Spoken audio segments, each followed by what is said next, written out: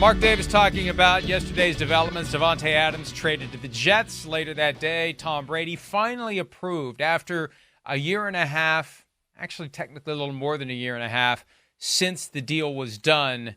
The deal was a little bit too sweet for Tom Brady because if you give equity to someone at a below market rate, the owners of the other teams are like, let's not start down that path, please. We're trying to inflate the value of these franchises, not deflate them by handing them to your buddy. And look, all due respect to Mark Davis, I don't know if you ever watched Seinfeld, Michael, but this reminds me of when George was smitten with Tony, Elaine's boyfriend that she was smitten with because he was so good looking. It was Dan Cortez playing the role of Tony. And I feel like Mark Davis just wants to have a cool friend. It was John Gruden, and now his cool friend is Tom Brady. And of course Tom Brady is going to come in and take over. That's what Mark Davis is going to let his cool friend do. Yeah, look, but a lot of people feel this way, and I think this is probably your issue with Tom Brady doing so much in retirement.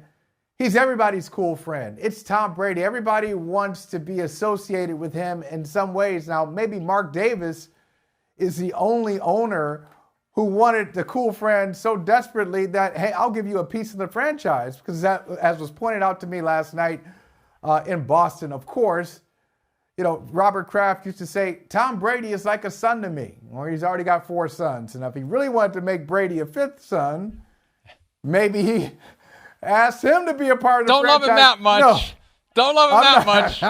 I'm not going that far. I'm not going to do that. So that is a big move from Mark Davis. But just as it was a big move from Fox to give Tom Brady $375 million as a rookie. You know, this is the Brady effect for some people.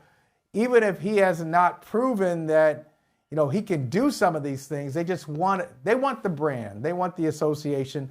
That's what Fox is getting, and that's what Mark Davis is going to get.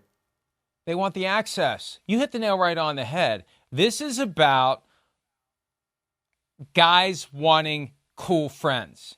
I mean, Delta, I remember when they announced the deal with Tom Brady and Delta. Oh, it's not just a normal sponsorship deal. He has an actual role. It's like, I fly Delta planes. I don't necessarily want a guy who doesn't know a damn thing about aviation to have any role in the management of this company, period. But it's some glorified position so that the CEO has Tom Brady's number in his phone. And when he calls, Tom Brady answers. And you justify all of it with whatever corporate speak, gobbledygook, bull crap that you have to. The bottom line is the guy who's in charge of the company can text Tom Brady. He can call Tom Brady. And Tom Brady texts him back, and Tom Brady calls him back. And every once in a while, he gets to hang out with Tom Brady. I feel like that drives a lot of this. And I got no problem with Tom Brady realizing the fruits of his athletic endeavors. My problem is, and I don't care if I'm the only one who's willing to say it, he's got a clear conflict of interest, as the NFL recognizes from the restrictions they've placed on his ability to do his Fox job. When you are part owner of an NFL franchise, and at the same time, you are working for a broadcast partner, handling the game, supposedly with objectivity and neutrality for all of the league's teams in theory, how can you justify that? How can you resolve that? It's impossible, and it's a disservice to the Fox audience. You see the broadcasting restrictions on the screen. You can't go to team facilities. You can't go to practice. You can't go to production meetings. You can't criticize officials during the games like Troy Aikman was doing the other night. It is a disservice to the Fox audience to allow Tom Brady to continue in that job. And I'm surprised that no one said, hey, Tommy, you got to pick a horse here. You can't ride both. They, I think, tried to get him to do it by putting the restrictions on him, but he just didn't care. It didn't affect him. And it's a shame. And I don't care if I'm the only person who believes this. Tom, you shouldn't be doing both. It's wrong for you to do both. It's a disservice to Fox. And at some level, it's a disservice to the Raiders. Because it's not like he can go to the Raiders games. He's working Sundays. Well, I've thought a lot about this. So I understand what you're saying. But this is what, I mean, I think we get into now we're going to get into what the role is of the game analyst and what the role is supposed to be and what it becomes. All right, so I'm going to be fair about it. I'm going to call it like I see it. Okay, you've been in these production meetings. I'm guessing you've been in these production meetings before. Hell no, they don't let me in. What? You haven't been in there? They board up the doors when they see me coming. Come on, man. I'm shocked. Seriously, I thought you'd been in. All right. I was working on a couple of projects, so I've been in these production meetings, and it's almost like, remember that old Saturday Night Live skit where Eddie Murphy, he's pretending to be a white guy, and a whole world opens up for him. He's like, wow, I didn't know this was happening. He's a white guy named Mr. White, and he goes to the bank, and they give him all this money. He's like, this is what it's like. Don't even pay it back if you don't want to.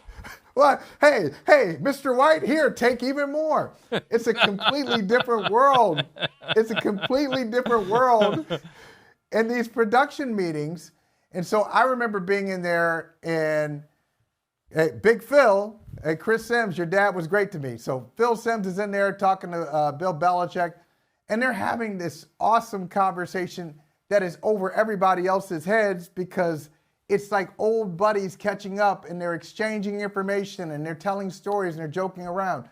It's really valuable. I saw Belichick in there with John Madden going down, asking, hey, who's going to be your fifth cornerback for the game? Asking all these in-the-weeds, detailed football questions. So that part's important. But I'll say, Mike, there are times when I'm listening to the game with some analysts, there's no evidence that they've been in there. Like, I figure as a fan, what I want, this is the fan side of me, I want someone who can tell me, why did that happen? Why does this guy keep getting beat on the same route? You keep saying cover 4, cover 5. What does that mean? What happened on that play, the big play in the game where this guy got beat on a play? I don't understand it. And tell me in real time. And so can Tom Brady do that? Maybe he can't go to the production meetings, but I think what fans are looking for is some energy from that position and some insight that they can't figure out on their own. Give me some info. Don't talk too much.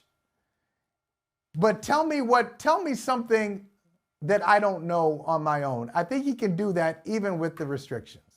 Well, and it's not about the restrictions for me as much as it's about the conflict of interest. And I'm trying to push back as hard as I can against what I call post-norms America, where stuff that used to matter just doesn't matter anymore. And it used to matter. Telling the truth used to matter. Not having a clear conflict in where your loyalties lie or lay. I never know. That used to matter. When you have a guy who has a fiduciary interest to the Las Vegas Raiders as a part owner of the team who reportedly is going to be heavily involved in running the football operations, who is also supposedly a neutral and objective observer and chronicler and storyteller and commentator for Fox, those two things don't mesh. People who watch games, who are big fans of a team, are always looking for evidence that the people working the game are biased. They're always looking for it. My wife was watching the West Virginia game against Iowa State on Saturday night, and she was texting me questions along the lines of, are they biased against us on the Fox broadcast because they were calling the quarterback of the Iowa State team by his first name repeatedly. That's the kind of stuff that fans reasonably look for. So, Michael, look, hey, Fox isn't going to do many Raiders games. Even though they've blurred the lines between AFC and NFC package, it's still largely NFC for Fox. There aren't going to be many times where Tom Brady is doing a Raiders game. He clearly shouldn't do a Raiders game. Clearly shouldn't do a Raiders game. Right. What happens if the Raiders make it to a Super Bowl the year that Fox has the Super Bowl? You think anybody's going to say, oh, well, sorry, Tom can't work the Super Bowl? Hell no.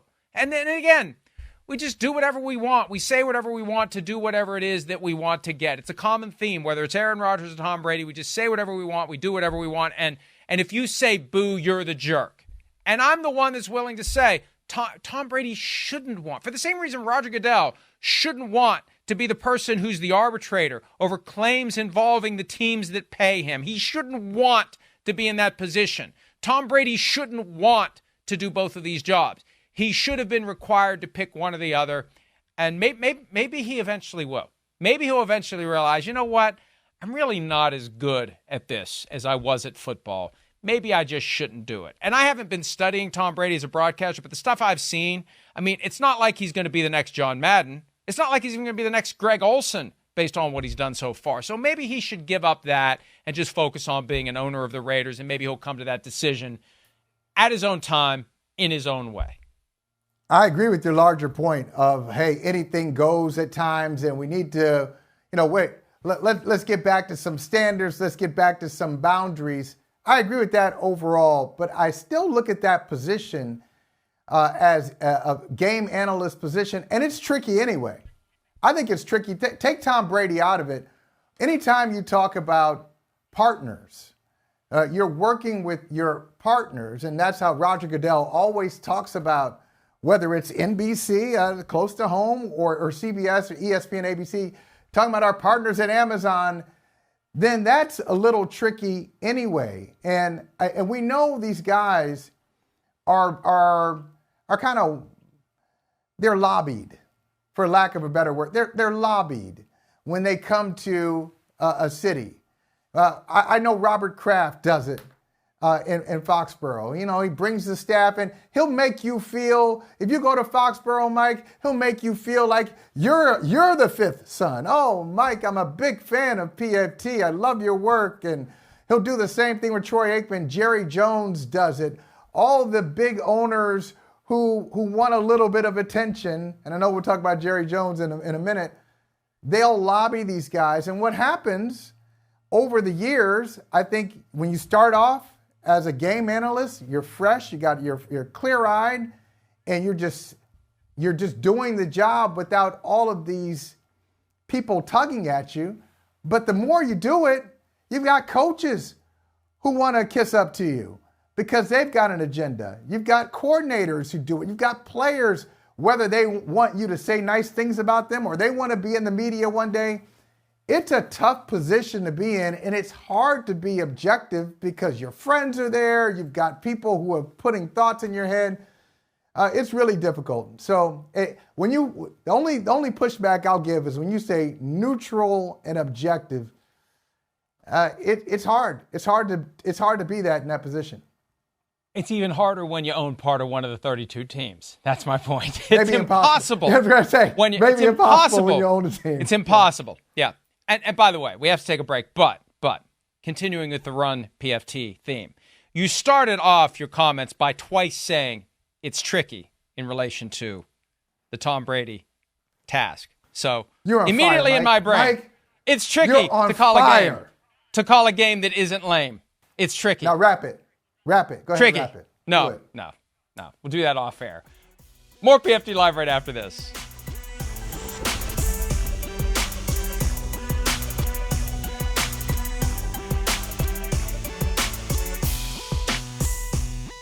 Hi, it's Mike Florio. Thanks for watching PFT on YouTube. Hit subscribe for the latest news and analysis from Pro Football Talk.